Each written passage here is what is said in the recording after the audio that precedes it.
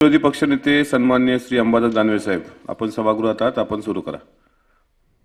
सभापती महोदय, आपलं मी आभार मानतो. मला एक 2-3 मिनिटं उशीर झाला होता.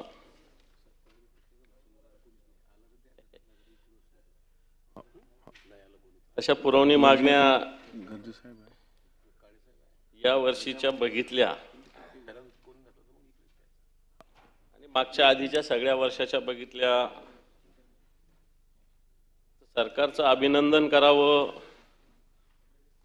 की सरकारच्या या भूमिकेवर खेद किंवा रोष व्यक्त करावा असा प्रश्न सभापती महोदय आहे.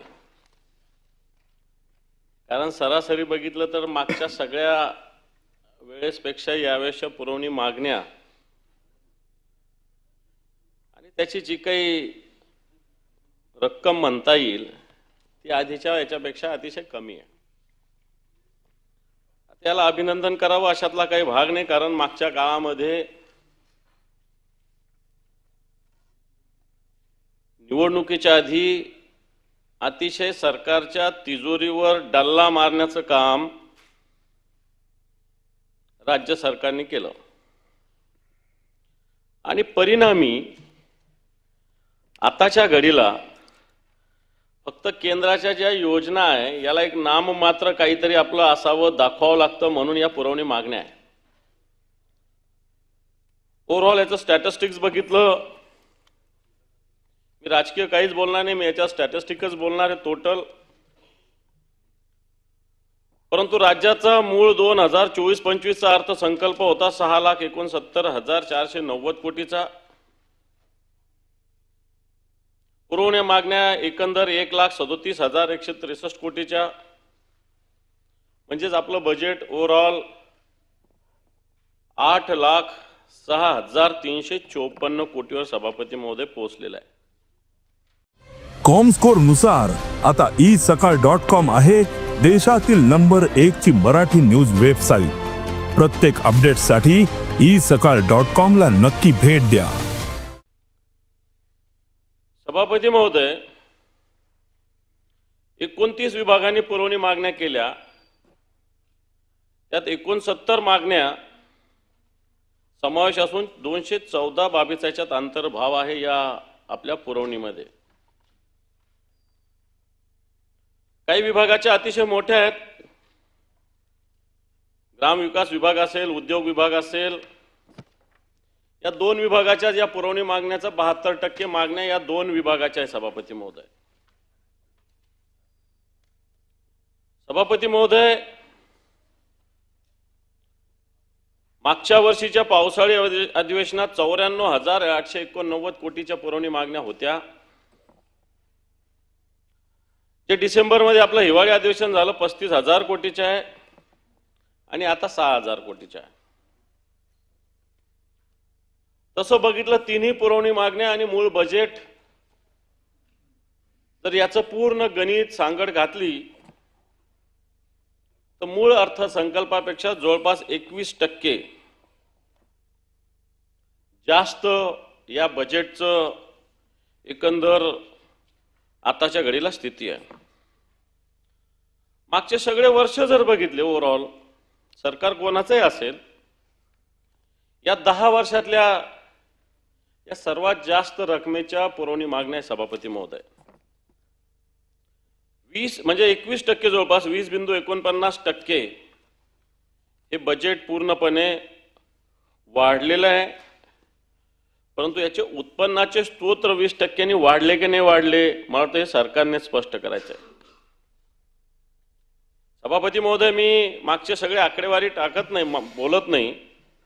2022-23 असेल, 23-24 असेल, 24-25 असेल, 22-23 ला 15.42 हे बजेट वाढलं होतं, 23-24 ला 17.5 आणि तब्बल आता 20.49 या प्रमाणात आताचं या वर्षीचं बजेट सभापती महोदय वाढलेलं आहे. सभापती महोदय, वेगवेगळ्या विभागाच्या मागण्या आपल्या समोर आहे. परंतु यावेळेस पहिल्यांदाच काही विभागाच्या मागण्या समायोजन करण्यात आलेल्या आहे. जी मागणी जास्त असूनही कमी रक्कम त्याच्यामध्ये दिलेली सभापती महोदय. अनेक विभाग आहे, मी त्याच्या डिटेल्समध्ये जात नाही, मी वेळेचं बंधन पाळेल निश्चित. परंतु या सगळ्या विषयात जर बघितलं तर कित्येक विभागाच्या मागण्या असूनही त्यांना पुरेसा निधी सभापती महोदय दिला गेलेला नाही आणि काही विभागाकडे निधी असूनही त्यांनी खर्च केले नाही. अशा दोन्ही गोष्टी या पूर्णपणे या बजेटमध्ये झालेल्या आहेत. आपण मोठी गाजावाजा करतो, देशाच्या पंतप्रधानांचं स्वप्न आहे स्किल इंडिया, आणि सत्य हे असलंच पाहिजे, कारण स्किल हे महत्वाचं आहे. पुस्तकी ज्ञानापेक्षा स्किलचं ज्ञान हे अतिशय महत्वाचं आहे आणि केंद्र सरकारने याला मोठं प्राधान्य दिलेलं असताना आपलं राज्य सरकार याचं किती प्रमाणात पाठलाग करतो, पाठपुरावा करतो. सभापती महोदय, कौशल्य रोजगारमध्ये 9,348 कोटी रुपयाची यावर्षी या विभागाला दिलेले होते. याचा खर्च फक्त 3,365 आहे, म्हणजे एकंदर संपूर्ण या हिशोबामध्ये फक्त 24% स्किल या विषयावर खर्च आहे. कौशल्य रोजगार आणि उद्योजकता आणि नाविन्यता विभाग आहे, फक्त 24% खर्च सभापती महोदय या विषयात. आपण मोठ्या गोष्टी करतोय, लाडका भाऊ, वेगवेगळ्या योजना आपण आणण्याचा प्रयत्न परंतु हे स्किल महत्वाचं असताना, या विभागाकडे पंतप्रधानाचं स्वप्न असताना आणि खऱ्या अर्थानं आधुनिक भारताच्या निर्मितीसाठी हा विभाग अतिशय महत्वाचा असताना याच्याकडे राज्य सरकारने पूर्णपणे दुर्लक्ष केलंय. सभापती महोदय, वेगवेगळे विभाग जर बघितले, सामान्य प्रशासन असेल, उच्च तंत्र शिक्षण विभाग असेल, कारण राज्याचा एक रुपयाचा हिशोब रोज आपल्या वेबसाईटवर बीम्सच्या माध्यमातून येत असतो. सभापती महोदय, याला कोणीही 1 रुपया राज्य सरकार कुठे खर्च केलाय लपवू शकत नाही. हे पारदर्शक आपल्याकडे सगळ्या गोष्टी आहे आणि मी त्याच्यावर आकडे घेतलेले आहे. सभापती महोदय, आणि म्हणून मी सांगितलं की सगळ्यात महत्वाचा स्किल इंडिया हा जो विभाग आहे, स्किल कौशल्य विभाग, जलसंपदा विभागाचा सभापती महोदय तशी स्थिती आहे. फक्त 45% खर्च या विभागाचा सभापती महोदय झालेला आहे. जलसंपदा विभागामध्ये 27,000 कोटीची सगळी मागणी असताना खर्च प्रत्यक्षात 14,000 कोटी सुद्धा पूर्णपणे झालेला नाही.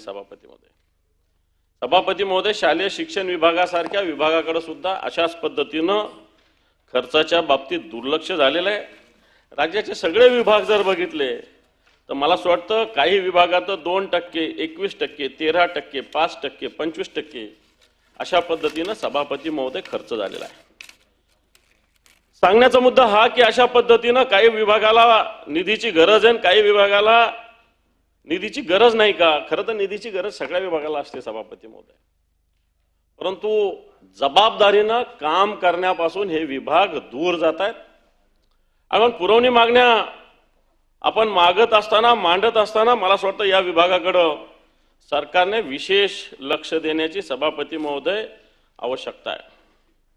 आपल्या या ज्या पुरवणी मागण्या सभापती महोदय, याच्यामध्ये जर विचार केला तर काही मागण्या तर अनिवार्य आहे, म्हणजे याला तुम्ही काही कॉम्प्रोमाइज करू शकत नाही अशा मागण्या आहे. त्याच्यानंतर जे केंद्र पुरस्कृत कार्यक्रम आहे याच्यासाठी जो आपला वाटा पाहिजे, ज्याला अर्थसहाय्यक म्हणता येईल, या योजनेचं ग्रँट मॅचिंग करण्यासाठी टाकलेलं आहे सभापती महोदय. कारण राज्याच्या तिजोरीत खडखडाट आहे पूर्णपणे, त्याचं हे द्योतक आहे सभापती महोदय. आज राज्याचा आर्थिक पाहणी अहवाल येणार आहे, त्याच्यातून तर सगळ्या गोष्टी स्पष्ट होणार आहे. परंतु ज्या पद्धतीनं या पुरवणी मागण्या, या फक्त केंद्राच्या ज्या योजना आपल्याला मिळतात त्याची जी ग्रँट मिळते त्याला मॅचिंग करण्यासाठी आताची पुरवणी मागण्या सभापती महोदय टाकलेल्या आहे, हे स्पष्ट होतं सभापती महोदय. सभापती महोदय, या पुरवणी मागण्यामध्ये पहिल्यांदा एक कॉलम वाढवलेला आहे, समायोजना नंतरची रक्कम, अशा प्रकारे त्याचं त्या कॉलमचं नाव आहे. की आधीची रक्कम किती होती ना आता समायोजना नंतर. आता आपण पंतप्रधान आवास योजनेच्या विषयी बोलतो सभापती महोदय, ते विशेषतः अनुसूचित जमातीच्या घटकातील लाभार्थ्यांसाठीची योजना. सभापती महोदय, काल परवा देशाचे गृहमंत्री या महाराष्ट्रात येऊन त्यांनी मला वाटतं देशात का राज्यात या ज्या पंतप्रधान आवास योजनेच्या काही चाव्या देण्याचा उपक्रम केला, चांगला उपक्रम. देशाच्या पंतप्रधानाचं स्वप्न होतं 2022 ला हर घर छत ही प्रकारची संकल्पना देशाच्या पंतप्रधानांनी 2016 साली मांडलेली सभापती महोदय. या देशात घरकुल किती असावे याची पूर्णपणे मांडणी आणि मागणी 2016ला पूर्ण झालेली सभापती महोदय. 2016 आणि त्यांचा संकल्प होता 2022ला हर घर छत मिळालं पाहिजे.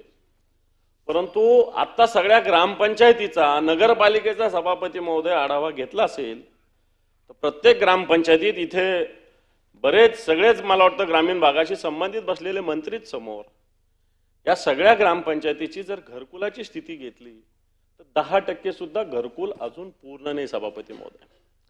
आणि असं असताना अनुसूचित जमाती घटकातील लाभार्थ्यांसाठीची पुरवणी मागणी 3752 होती सभापती महोदय. या सरकारने 2779 केली, म्हणजे कमी केलेली आहे.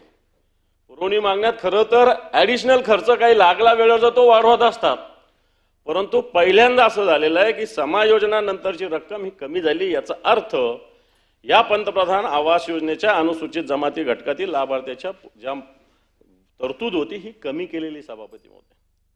सभापती महोदय, हे असंच पुन्हा बळीराजा वीज दर सवलत योजनेत सुद्धा झालेलं आहे. सभापती महोदय, केंद्र सरकारकडून राज्य शासनाला भांडवली खर्चासाठी रस्ते पूल प्रकल्पासाठी देण्यात येणाऱ्या बिनव्याजी कर्जासाठी 1 रुपया तरतूद आहे, लाक्षणिक तरतूद. मागणी होती 1450 कोटीची, 1 रुपयाची लाक्षणिक तरतूद. सभापती महोदय, अशा लाक्षणिक तरतुदी कोणत्या कोणत्या विभागासाठी ठेवल्या तर सभापती महोदय, राष्ट्रीय ग्रामीण जीवनोन्नती अभियान, मुद्रांक शुल्क अनुदान याला दिलेत. कारण नगरपालिकेला राजर्षी शाहू महाराज शिक्षण शुल्क 375 कोटी होतं सभापती महोदय. आपण शाहू महाराजांचा महाराष्ट्र म्हणतो, त्यांच्या नावाने आपण शिष्यवृत्ती सुरू केली. याची समायोजित रक्कम सभापती महोदय कमी केलेली 257 कोटी रुपये केलेली आहे. आरोग्य अभियानासाठी सुद्धा लाक्षणिक तरतूद केली सभापती महोदय. याच्यात तरतुदीची आवश्यकता होती, परंतु याच्यात फक्त लाक्षणिक तरतूद केलेली आहे. ग्रामपंचायतील रस्त्यावरील पथदिव्यांसाठीची रक्कम कमी केलेली आहे. याच्यात एक रक्कम पण पूर्ण दिलेली आहे. 4 साखर कारखाना राष्ट्रीय सहकार विकास निगम याच्याकडून महाराष्ट्र शासनाबरोबर खेळत्या भागभांडवल निर्मितीसाठी मार्जिन मनी लोन 296 कोटीची 296. आता ही कोणत्या कारखान्याला दिली जाणार आहे याची माहिती माझ्याकडे आहे, परंतु पूर्ण रिलीज झाल्याशिवाय त्याच्यावर बोलणं योग्य होणार नाही. परंतु माझ्या माहितीप्रमाणे 4 कारखान्याला द्यायची होती, पण 4 कारखान्याच्या ऐवजी राज्याच्या मंत्रिमंडळातल्या एकाच मंत्र्याच्या कारखान्याला ती देण्याचा प्रस्ताव आत्ताच्या घडीला तयार आहे अशी माझी माहिती आहे. खरं खोटं आहे राज्य सरकारला माहिती, पण माझ्याकडे जी माहिती आहे 296 कोटी 4 साखर कारखान्याला द्यायचे होते, परंतु 4ला न देता एकाच साखर कारखान्याला राज्याच्या मंत्रिमंडळातील एका मंत्र्याच्या कारखान्याला देण्याचा सरकारचा प्रस्ताव आहे सभापती महोदय. मी म्हणतो सगळ्या कारखान्याला दिलं पाहिजे, कारखाने जगले पाहिजे. परंतु असं असताना चला ठीक आहे, सत्ताधारी पक्षाच्या लोकांना देत असेल 4 कारखान्याला काही हरकत नाही, परंतु सत्ताधारी पक्षाच्याही 3 लोक कम करून एकाच मंत्र्याच्या कारखान्याला हा देण्याचा प्रस्ताव तयार होतोय सभापती महोदय. निश्चित याच्या संदर्भात मंत्रिमंडळातले मंत्रीच लक्ष देतील, आम्ही काय लिहायची गरज नाही, त्यांचा विषय. परंतु जर एकच कारखाना मजबूत होत असेल आणि बाकीचे कारखाने जर देशोधडीला लागत असेल तर मला असं वाटतं ती सुद्धा आपल्या अर्थव्यवस्थेवर महाराष्ट्राच्या परिणाम होणारा प्रकार. सभापती महोदय, पुणे रिंग रोड आणि जालना नांदेड द्रुतगती मार्ग आहे, याच्यासाठी लाक्षणिक तरतूद आहे फक्त. याच्यासाठी तरतुदीची आवश्यकता होती सभापती महोदय, परंतु या दोन्ही रस्ते महत्वाचे असताना आमच्या मराठवाड्याला जालना नांदेड मार्ग हा अतिशय महत्वाचा आहे. हा समृद्धी महामार्गाला जोडला जाणार येणाऱ्या काळामध्ये, परंतु याच्यावर आत्ताच्या घडीला भूसंपादन असेल, कोणताही विषय असेल, इथं पंकजाताई बसले असेल, यांनाही लोकांनी घेराव घातलेला आहे, मला माहिती आहे, या लोकांची मागणी आहे. परंतु याच्यासाठी मला असं वाटतं या पुरवणी मागण्यामध्ये कोणत्याही प्रकारची तरतूद नाही. सभापती महोदय, विखे पाटील साहेब बसलेले पाटबंधारे विभागाचे ते मंत्री आहेत. जी जलसंजीवनी योजना आहे, गोदावरी मराठवाडा पाटबंधारे विकास जलसंजीवनी योजना, याच्यासाठी सुद्धा लाक्षणिक तरतूद केलेली सभापती महोदय. खरं तर या गोदावरी मराठवाडा पाटबंधारे योजनेसाठी मोठ्या तरतुदीची आवश्यकता होती. अनेक काम बाकी आहे. एकीकडे पोट चारे असेल याचं चांगलं काम होत असताना आज या मराठवाड्यामध्ये नवीन प्रकल्प तर सोडा, परंतु जे प्रकल्प आहे मला वाटतं याची सुद्धा डागडुजीसाठी सुद्धा निधी उपलब्ध नाही. परंतु बाकीच्या ठिकाणी उपलब्ध आहे, परंतु या मराठवाडा गोदावरी खोऱ्यातल्या पाटबंधारे विभागासाठी कोणत्याही प्रकारचा निधी आत्ताच्या घडीला उपलब्ध नाही. सभापती महोदय, वेगवेगळ्या विषयावर बोलत असताना मला असं वाटतं जे सरकारच्याच योजना आहे मोठ्या, याला कोणती तरतूद सरकार करू शकेल याचाच अर्थ असा आहे की राज्याची आर्थिक स्थिती आत्ताच्या घडीला ही योग्य नाही आहे. आज या राज्याच्या डोक्यावर खरं तर उद्याच्या परवाच्या बजेटमधून हे सगळं क्लिअर होईल की या राज्याच्या डोक्यावर कर्ज किती आहे. 8 लाख कोटीचं कर्ज या राज्याच्या डोक्यावर असताना सभापती महोदय मोठ्या पुन्हा एकदा मी येतो की देशाच्या पंतप्रधानाचा हर घर जल नलचा संकल्प आहे, परंतु माझ्याकडं जलजीवन मिशनच्या जिल्हा परिषद आणि जीवन प्राधिकरण याच्या योजना किती आणि आत्ताच्या घडीला मंजुरी किती आणि त्याला निधी किती हा सभापती महोदय विषय आहे. तुम्ही जे आवश्यक आहे त्या विभागाला निधी देत नाही.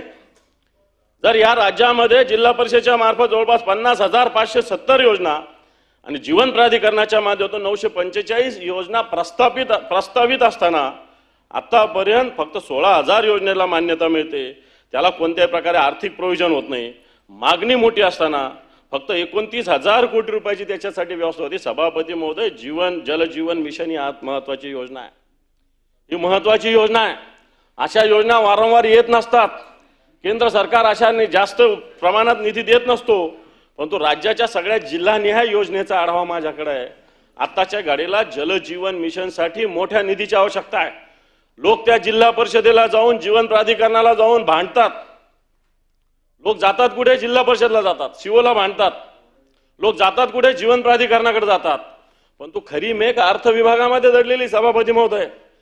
जिल्हा परिषद, ग्राम विकास किंवा जीवन प्राधिकरण इथं दडलेली नाहीये. खरी मेघ अर्थ विभागात दडलेली आहे.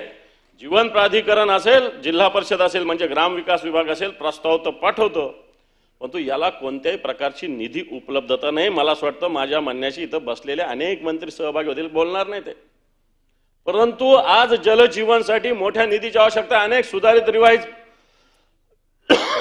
प्रकरण मंत्रालयात आले, पुढे जातच नाही. जलजीवनवाले प्रयत्न करतात, अर्थ विभाग त्यांना प्रतिसाद देत नाही. आणि म्हणून या पुरवणी मागण्या होत असताना आता बजेट होणार आहे. किमान बजेटमध्ये तरी या जलजीवन मिशनसाठी पुरेशी तरतूद असण्याची आवश्यकता आहे.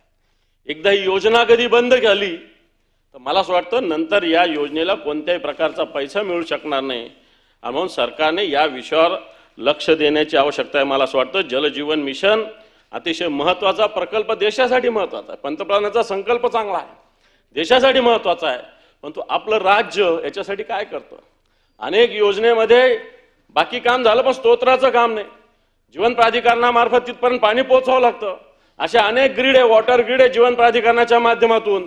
त्याचं काम 10%, 20%, जिल्हा परिषदेचं काम 90%. परंतु जोपर्यंत जीवन प्राधिकरण वॉटर ग्रीड वेगवेगळं आहे याच्या मार्फत पाणी सप्लाय करत नाही, तोपर्यंत या पाण्याच्या योजना पूर्ण होऊ शकणार नाही. अनेक जिल्ह्यातल्या जिल्हा परिषदेच्या योजना पूर्ण आहे, परंतु या योजनेला पाण्याचा स्तोत्र जो आहे, जो सरासरी ॲव्हरेज प्रत्येक माणसाला पाणी दिलं पाहिजे, हा योजना जर पूर्ण करायचा असेल हा पूर्णपणे, तर मला असं वाटतं जीवन प्राधिकरणाच्या आणि जलजीवन मिशनच्या या ग्राम विकास विभागाच्या योजनेला मोठ्या प्रमाणावर निधीची आवश्यकता आहे. परंतु सभापती महोदय, या ठिकाणी असं कोणतंही प्रोव्हिजन सरकार करत नाही. सरकार मोठ्या मोठ्या घोषणाला मोठा निधी देतं, द्यावं, पण आपले हातपाय म्हणजे अंथरून पसरून हातपाय आपले पसरले पाहिजे, जे सरकार करूच शकत नाही. मोठ्या मोठ्या लोकप्रिय योजना तर घोषणा केल्या जातात, परंतु या बेसिक घोषणा, मला असं वाटतं या बेसिक काम हे करण्याची सभापती महोदय आवश्यकता आहे.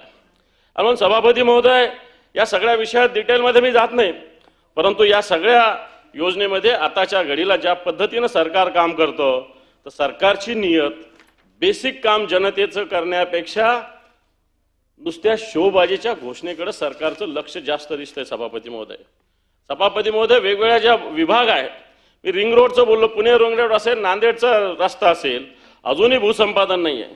तिथल्या लोकांना बाकीच्या ठिकाणी वेगवेगळ्या ठिकाणी मोठ्या पद्धतीनं शेतकऱ्यांना मुआवजा दिला जातो, परंतु नांदेड जालन्यासारख्या ठिकाणी भूसंपादन होत असताना अतिशय नाममात्र दर इथल्या शेतकऱ्यांना सभापती महोदय दिले जातात. म्हणून सभापती महोदय, या सगळ्या विषयाचा जर विचार केला की राज्य आज आता कोणत्या दिशेला जात आहे, आर्थिक दृष्टीनं जर राज्याचा विचार केला, तर मला असं वाटतं राज्य ज्या दिशेनं जात आहे ही दिशा जर बघितली तर मला असं वाटतं राज्य सरकार योग्य दिशेने जात नाही. सभापती महोदय, मागच्या काळामध्ये सरकारने सरपंचाचं मानधन दुपटीनं करण्याची घोषणा केली. माझा इथं प्रश्न आहे मंत्र्यांना, इथले बसलेले सगळे मंत्री, 8-10 मंत्री आहेत, कोणत्या सरपंचाच्या खात्यामध्ये पैसे टाकले सरकारने? घोषणा तर केली 24 सप्टेंबरला, मागच्या सरपंच उपोषणाला बसले होते, सरपंचाचं मानधन दुपटीनं करू. परंतु या राज्यातले सरपंच असेल, उपसरपंच असेल, यांचं मानधन दुपटीनं सोडा, जे आधी होतं ते सुद्धा यांच्या खात्यामध्ये सरकारने अजूनपर्यंत टाकलेलं नाही. सभापती महोदय, मराठवाड्यामध्ये वेगवेगळे वैद्यकीय महाविद्यालय सुरू झाले. जालना असेल, परभणी असेल, धाराशिव असेल, परंतु आजही परभणीच्या वैद्यकीय महाविद्यालयाच्या इमारतीचा प्रस्ताव मंजूर होत नाही. सभापती महोदय, 403 कोटी रुपये इथं आवश्यक आहे. मी तर अतुलजी आहेत, पंकजाताई, मी यांना विनंती करेल या बजेटमध्ये तरी याला प्रोव्हिजन झाली पाहिजे. परभणीचं जे वैद्यकीय महाविद्यालय आहे, जालन्याचं होतंय आनंद आहे आपल्याला, धाराशिवचं होतंय आनंद आहे, परंतु परभणीचं जे महाविद्यालय, वैद्यकीय महाविद्यालय, याचा अजून प्रस्तावच धूळ खात पडलेला आहे. 450 कोटी रुपयाचा हा प्रस्ताव आहे. चला नाही 400 कोटी, किमान 5, 50, 100 कोटी यावर्षी कधी झाले तर मला असं वाटतं हे काम सुरू होईल. परभणीची जनता या विषयासाठी मला वाटतं येणाऱ्या काळामध्ये मोठ्या प्रमाणावर आंदोलनासाठी उभी राहिलेली आहे. सभापती महोदय, आपण मोठ्या प्रमाणावर RT कायद्याअंतर्गत शाळेत शिक्षण हक्क कायद्यानंतर मोफत प्रवेश दिला. कित्येक शाळांचं अजून अनुदान दिलं नाही. सभापती महोदय, कित्येक शाळांचं, वेगवेगळ्या जिल्ह्याचा जर आढावा घेतला तर कोट्यवधी रुपये सभापती महोदय या जिल्ह्यातल्या सगळ्या शाळांचं देणं बाकी. सभापती महोदय, मागच्या वर्षी राज्याच्या मुख्यमंत्र्यांनी सावित्रीबाई फुलेंचं स्मारक त्यांचं माहेर असलेल्या सातारा जिल्ह्यातील खंडाळा तालुक्यात नायगाव या जागी करण्याची घोषणा केली होती. 10 एकर जागेमध्ये 100 कोटी रुपये या सावित्रीबाई फुलेंच्या स्मारकावर करण्याची सरकारने घोषणा केली होती. 1 वर्ष होऊन गेलं. दुसऱ्या मुख्यमंत्र्यांनी सुद्धा आता यावर्षी कार्यक्रम तिथं झाला, परंतु अजूनही एकही वीट या ठिकाणी सभापती महोदय लागलेली नाही. सावित्रीबाई, क्रांतिज्योती सावित्रीबाई फुलेंच्या नावाने म्हणजे मग घोषणा नाही करायला पाहिजे होती. घोषणा करायची होती तर काहीतरी काम करायला पाहिजे होतं. सावित्रीबाई फुलेंचं नाव घ्यायचं, राजकारण करायचं, परंतु त्यांच्या माहेराच्या ठिकाणी स्मारक करण्याची घोषणा, नायगावला करण्याची घोषणा केलेली होती. सभापती महोदय, या विषयात सरकारने कोणतंही लक्ष दिलं नाही. आणि म्हणून अनेक विषय सभापती महोदय या विषयातले सांगता येतील. आज मुख्यमंत्र्याकडे असलेल्या खात्यामध्ये गृह विभागाच्या पोलिसांच्या राहण्याची, निवासाच्या व्यवस्थेचा प्रश्न आजही कायम आहे. दरवेळेस आपण मोठ्या प्रमाणावर बोलतो, परंतु आजही मला असं वाटतं असे विषय तसेच कायम आहे. सभापती महोदय, सिडकोनी मोठ्या योजना जाहीर केल्या स्वस्तात देणार म्हणून, परंतु त्याच्या किमती बघितल्यावर सर्वसामान्य माणसाला या योजना परवडत नाही. वर्तमानपत्रात बातम्या येतात, सिडकोच्या घरांना प्रतिसाद नाही. प्रतिसाद का नाही? तुम्ही काही सव्वाचे दर देणार? तुम्ही कॉन्ट्रॅक्टरच्या हितासाठी योजना राबवणार? सरकारच्या म्हणजे सर्वसामान्य जनतेसाठी हितासाठी ही योजना राबवायची की कॉन्ट्रॅक्टरच्या हितासाठी राबवायची? आणि म्हणून परिणामी सिडकोचे घर असतील, म्हाडाचे घर असतील, यांना मोठ्या प्रमाणात प्रतिसाद मिळत नाही. अशा प्रकारची स्थिती आहे. सभापती महोदय, एक्साईज विभागानं मागच्या काळामध्ये राज्याचं उत्पन्न वाढावं म्हणून फॉरेन लिकर पॉलिसीमध्ये बदल केला होता. मी सरकारला मागच्या 6 महिन्यानं विचारतोय की फॉरेन लिकर पॉलिसीच्या मार्फत तुम्ही उत्पादन शुल्क कमी केलं, कमी केलेलं असताना राज्याचं उत्पादन किती वाढलं? मला वाटतं सरकार मला याचं उत्तर देत नाही. कारण काही याच्यातल्या दलालांसाठी योजना सुरू केली का, अशा प्रकारचा प्रश्न आहे. सभापती महोदय, दिल्लीमध्ये मोठ्या प्रमाणावर मद्य घोटाळा घडला. मी म्हणेल या महाराष्ट्रात सुद्धा मोठ्या प्रमाणावर मद्य घोटाळा आहे. येणाऱ्या काळात मी हा मद्य घोटाळा सांगणार आहे. राज्य उत्पादन शुल्क 300% एक्साईज कमी करतो, परंतु एक्साईज कमी झाल्यावर राज्याचं उत्पादन किती वाढलं हा माझा महत्वाचा प्रश्न आहे. उत्पन्न किती वाढलं हा माझा प्रश्न आहे. परंतु काही कंपन्यांना फेवर करण्यासाठी, यांचं जास्तीत जास्त पद्धतीनं सेल होण्यासाठी हा प्रकल्प राबवला का काय, अशा प्रकारचा सभापती महोदय माझा प्रश्न आहे. सभापती महोदय, या सगळ्या विषयाच्या मार्फत वेगवेगळे विषय जर घेत गेले तर आज मराठवाड्याचं पाणी कमी करण्याचा प्रयत्न होतो. मेरी संस्था आहे या राज्याची, ही मेरी संस्था आहे. आणि या मेरी संस्थेनं मराठवाड्यातलं पाणी जे 65% पाणी दिलं जावं ते 58% करण्याचा घाट घातला जातोय. इथं विखे पाटील साहेब त्या खात्याचे मंत्री आहेत. त्यांच्याकडे मराठवाडा पाटबंधारे विभाग आहे, गोदावरी विभाग आहे. त्यांनी तर मागच्या वेळेत आमच्या या सगळ्या मराठवाड्याला पाणी मिळावं याच्या विरुद्ध त्यांच्या कारखान्यानं याचिका दाखल केली होती सभापती महोदय. आणि मला असं वाटतं या सगळ्या याचिकेमध्ये या मराठवाड्याचं पाणी कमी होईल अशा प्रकारची भीती मराठवाड्याच्या जनतेच्या मनामध्ये सभापती महोदय. हा अर्थव्यवस्थेशी निगडीत महत्व आहे. कारण मराठवाड्यात जायकवाडीचं पाणी जे वरून पाणी येतं नगरहून नाशिकहून हे पाणी आलं तर मराठवाड्यातले प्रकल्प चालू शकतात. समन्यायी पाणी वाटपाचं धोरण असताना या मराठवाड्यावर पाणी वाटपामध्ये मोठ्या प्रमाणावर अन्याय होतोय. मग उजनीचा धरणाचा विषय असेल, कृष्णा खोऱ्यातलं पाणी देण्याचा विषय असेल, बीड लातूर उस्मानाबादला धाराशिवला किंवा इकडचं वरचं पाणी असेल, नांदूर मधमेश्वर असेल, मुकणे असेल, वैतरणा असेल, भावली असेल, या धरणातून येणारं जे पाणी मराठवाड्याला येतं जायकवाडीला, मला असं वाटतं याच्यामध्ये मराठवाड्यावर एक अन्याय करण्याचा प्रयत्न होतोय. पण तो मराठवाडा सुद्धा पेटून उठेल. आपण राज्याचा विचार केला पाहिजे, एका विभागाचा विचार कोणीच केला नाही पाहिजे, माझ्याच सगळ्यांनी. आणि म्हणून एक समन्यायी पाणी वाटपाचा विषय सुद्धा सभापती महोदय महत्वाचा आहे. मी या सगळ्या विषयावर बोलत असताना एवढं सांगेल, मी जास्त वेळ घेणार नाही, परंतु मला असं वाटतं आताची ही जी पुरवणी मागण्या आहे या सगळ्या करत असताना राज्य आत्ताच्या घडीला 8,000 कोटी रुपयाचं राज्याच्या डोक्यावर कर्ज आहे. राज्य सरकार मोठ्या मोठ्या योजनेच्या घोषणा तर मोठ्या करतंय, परंतु प्रत्यक्षात अंमलबजावणी कोणती होत नाही. कित्येक विभागाला प्रोव्हिजन मोठी केलेली असून सुद्धा त्यांना निधी मिळालेला नाही. कित्येक विभागाला निधी प्रोव्हिजन कमी असताना त्याच्यापेक्षा जास्त निधी मिळालेला आहे. त्यामुळं आर्थिक घडी या राज्याची मिटलेली सभापती महोदय ही जर एकत्रित करायची असेल तर सर्वसामान्य माणसाला न्याय द्यावा लागेल. लोकप्रिय घोषणाच्या मागे आपल्याला न जाता खऱ्या अर्थाने या राज्याचा विचार करावा लागेल असं मला वाटतं. एवढंच बोलतो आणि मी थांबतो. धन्यवाद सभापती महोदय. जय हिंद, जय महाराष्ट्र. देश विदेशातील प्रत्येक घडामोडींचे लाईव्ह अपडेट मिळवण्यासाठी आता साम टीव्हीच्या सर्व सोशल मीडिया प्लॅटफॉर्मला लाईक, फॉलो आणि सबस्क्राईब करा. तसंच सर्व नोटिफिकेशनसाठी बेल आयकॉन प्रेस करायला विसरू नका.